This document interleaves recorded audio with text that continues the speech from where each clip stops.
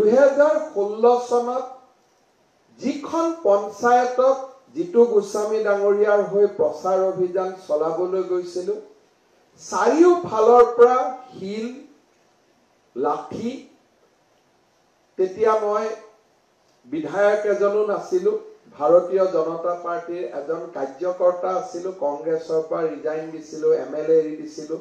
গতিকে লগত নিৰাপত্তাও যথেষ্ট নাছিলে আৰু এক প্ৰকাৰ জিতু গোস্বামী আৰু মই প্ৰাণ হাতত লৈ মোৱামাৰী পঞ্চায়তৰ পৰা আমি সিদিনাখন আঁতৰি আহিছিলো আৰু আমাৰ লগত থকা অজস্ৰজন আঘাতপ্ৰাপ্ত হৈছিল 2016 চনত সেই দিনটোত মনৰ ভিতৰত এটা আশা পুহি ৰাখিছিলো জীৱনকালত কেতিয়াবা এই সমষ্টিটোত আমি বিজয়ী হম আৰু সেই আশা যে বাস্তৱত ৰূপ পাব তাক ময়ো ভবা নাছিলো পৰৱৰ্তী সময়ত অসমৰ মই বিত্তমন্ত্ৰী হলো কেতিয়াও পুলিচো পঠোৱা নাছিলো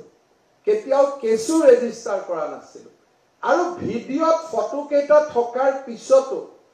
সেই ফটোত আবদ্ধ হৈ থকা লৰা কেইজননো কোন এবাৰৰ বাবেও কাকো সোধা নাছিলো কাৰণ ৰাজনীতিৰ যি সুখ আৰু দুখ হি ৰাজনীতিৰ পথাৰতে তাৰ হিচাপ হ'ব লাগিব আৰক্ষী আৰু আদালতৰ মজিয়াত নহয় আৰু আজি সেই সুন্দৰ বিজয়ে আৰু সেই সমষ্টিটোতে সেই পঞ্চায়তটোতে 100% সংখ্যালঘু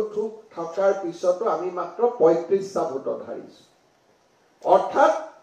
50-50 আমি 51 হ'ব নোৱাৰিলেও 49.5% মানুহে আমাক ভোট দিছে অৰ্থাৎ যোৱা 2016 পৰা 24 লৈ আমি সকলোৱে কৰা কৰ্মযজ্ঞ আৰু অসমৰ জাতীয় জীৱনৰ হকে কৰি অহা কামে এদিন আমাক লাঠিলৈ মাৰিবলৈ উদ্যত হোৱা ব্যক্তিৰৰ মাজত আজি আশাৰ সঞ্চাৰ কৰিব পাৰিছে